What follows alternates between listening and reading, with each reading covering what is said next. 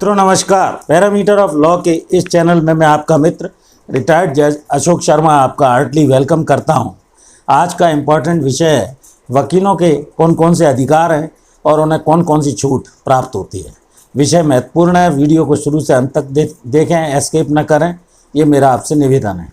मैंने कुछ इसी चैनल पैरामीटर ऑफ लॉ पर इसकी प्लेलिस्ट में आप देख सकते हैं वकीलों के अधिकार से संबंधित बातें बताई हुई हैं कुछ वीडियोस के माध्यम से। आज का जो विषय है इसमें सबसे पहले मैं ये जानकारी दे दूं कि 12th के बाद 5 years law degree national colleges में होती है या फिर आफ्टर ग्रेजुएशन, चाहे वो बीए हो, बीकॉम हो, बीएससी हो, किसी भी ग्रेजुएट होने के बाद 3 साल का कोर्स लॉ का किया जाता है। एडवोकेट्स को मिलने वाली छूट अधिनियम जो है उसका एडवोकेट्स एक्ट अधिनियम 1961 के तहत प्राप्त होती है। और जो भी व्यक्ति जो एलएलबी की डिग्री पास कर लेता है, इस पर भी मैंने वीडियो बनाए हुए हैं, उसको लॉयर कहा जाता है। जब वो स्टेट बार काउंसिल से अपना रजिस्ट्रेशन ले लेता है तो वो एडवोकेट के रूप में कार्य कर सकता है।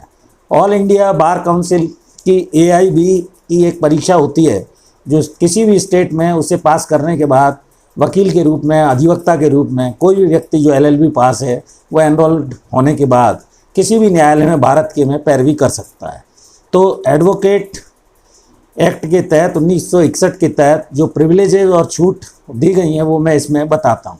एडवोकेट्स के लिए they are lawyers who is eligible to practice law in the courts of law in India. किसी भी कोर्ट में वो अपीयर हो सकता है all India bar council of examination pass करने के बाद, और स्टेट के बार में एनरोल्ड होने के बाद वो पर्टिकुलर स्टेट में एडवोकेट के रूप में एनरोल्ड हो जाता है, वहाँ पैरवी कर सकता है। इनको कुछ विशेष अधिकार एडवोकेट्स एक्ट के तहत दिए गए हैं। एक तो right to freedom of speech and expression, article 19 जो इंडियन कॉन्स्टिट्यूशन का है, भारत के संविधान का, उसके तहत right even in the court में ये अपना freedom of speech and expression का इनको अधिकार है। हर व्यक्ति को कोर्ट के अंदर अपीयर होकर ऐसा पैरवी करने का अधिकार नहीं होता, लेकिन ये विशेष प्रिविलेजेस एडवोकेट्स एक्ट के तहत दिया गया है। दूसरा राइट टू प्रैक्टिस, जब ये लाइसेंस प्राप्त कर लेते हैं बार काउंसिल का तो राइट टू प्रैक्टिस का इनको एक अधिकार है। जैसा मैंने बताया कि लॉयर केवल LLB पास को बोलते हैं और एनरोल्ड हो जाने के बाद स्टेट की बार के अंदर एनरोल्ड हो जाते हैं या सेंट्रल के ऑल इंडिया बार ऐसे, तो इनको राइट टू प्रैक्टिस का अधिकार प्राप्त हो जाता है। नेक्स्ट है कर्नाटका स्टेट में सेक्शन 15 का एक्ट जो है वेलफेयर फंड के रूप में एक फ़ंड बनाया गया है। कई स्टेटों ने इसका अनुपालन किया है और उसके तहत ये फ़ंड एडवोकेट्स के वेलफेयर में रखा जाता है जो बाद में उन्हें मिलता है। इसमें राइट टू फी, किसी भी एडवोकेट को रूल 11 में चैप्टर 2 और पार्ट 4 में ये बार काउंसिल ऑफ इंडिया के रूल्स के तहत ये अधिकार है कि वो अपने क्लाइंट और उसके मध्य जो भी आपस में तय हुआ है उस हिसाब से वो केस के हिसाब से फीस ले सकते हैं, उसको रेस्ट्रिक्ट नहीं किया जा सकता। इसके अलावा नेक्स्ट जो अधिकार है वो right to enter in the court, वो कोई भी न्यायालय में एडवोकेट जाकर बैठ सकता है, कोर्ट की प्रक्रिया को एनालिसिस कर सकता है, मैटर के को समझ सकता है, उसको रेस्ट्रिक्ट किसी भी बारे में नहीं किया जा सकता है। ये उसका special right to enter in the court का भी अधिकार है। छूट का जहाँ तक का अधिकार है प्रिविलेजेस के अंतर्गत, इसमें उसको एक तो अरेस्ट नहीं किया जा सकता, कोर्ट के कार्य से वो आ जा रहा है, वाइल गोइंग और returning in the court for case work, और सिविल केस में उसको अरेस्ट नहीं किया जा सकता। जबकि क्रिमिनल केस में या कंटेम्प्ट ऑफ कोर्ट के केस में ये एक्सेप्शन है, यदि उसके द्वारा कोई न्यायालय द्वारा अवमानना का उसे दोषी पाया गया तो उसे अरेस्ट किया जा सकता है न्यायालय के आदेश से। दूसरा वकालतनामा, ये पक्षकार और एडवोकेट के मध्य जो भी बातचीत हुई है, जो भी केस को रिप्रेजेंट करेगा, वकालतनामा उसने पार्टी के बिहाफ पर लिया है, वो रिस्पॉन्सिबिलिटी है अधिवक्ता की। जब तक वो NOC नहीं दे देता है दूसरा अधिवक्ता उस मामले में बिना उसकी NOC के अपीयर नहीं हो सकता है। तो एडवोकेट को ये भी एक प्रिविलेज है कि वो वकालतनामे के आधार पर छूट है उस क्लाइंट के अधिकार, दायित्व या किसी भी तरह की जो उसको रिस्पॉन्सिबिलिटी वकालतनामे के थ्रू सौंपी गई है उसके तहत वो कार्य करेगा। लायबिलिटी ऑफ नेग्लिजेंस, यदि एडवोकेट से जाने अनजाने में कोई ऐसी नेग्लिजेंस या लापरवाही या गलती हो गई है तो उसके लिए उसे लायबल नहीं माना जा सकता। ये भी एक प्रिविलेज उसे दिया गया है।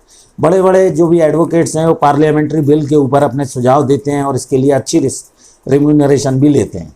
एक और अभी हाल ही में कुछ दिनों पहले वकीलों को टोल नहीं देना पड़ेगा। इस तरह का एक स्टेट बार काउंसिल यूपी द्वारा, बार काउंसिल के द्वारा ये रोड टैक्स के संबंध में, जैसा कि सीएम, गवर्नर्स, विदेश के जो स्टेट वगैरह के आते हैं, आर्म्ड फोर्सेज आदि में, ये रोड पर्सनल व्हीकल से जो जाते हैं इनसे कोई टैक्स नहीं लिया जाता है। तो ये सुझाव नितिन गडकरी साहब जो मंत्री हैं उनको दिया गया कि साहब कोर्ट कार्य के लिए हम ऑल इंडिया के अंदर कहीं भी अगर अपीयर होते हैं तो हमारे से उसका टोल नहीं लिया जाए। तो इस तरह का ये भी एक प्रिविलेज एडवोकेट्स को होना चाहिए। मेरे मत में सभी जगह के एडवोकेट्स या स्टेट्स को इस तरह के रिप्रेजेंटेशन अलग अलग स्टेट से, नितिन गडकरी साहब को जैसा कि मैंने अभी बताया state bar council, UP bar council ने भेजा है, सभी जगह के सुझाव जाने चाहिए और वकीलों को जिससे टोल ना देना पड़े।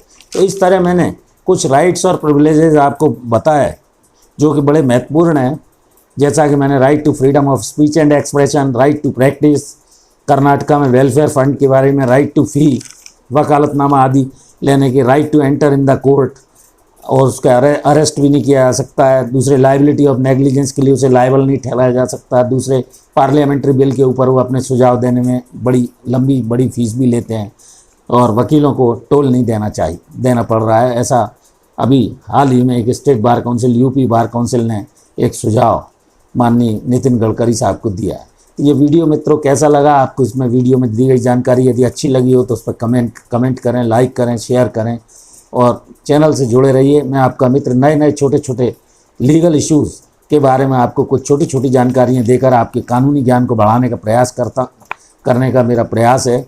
जैसा मैं कहता हूँ, नॉलेज इज़ पावर। कृपया अपनी विधि के ज्ञान को बढ़ाइए और ये आपको शक्तिशाली, सशक्त बनाएगा, ऐसा मेरा मानना है। तो अपन वेलकम बैक, फिर मिलते हैं नेक्स्ट नए वीडियो के साथ। Thank you for watching this video. नमस्कार।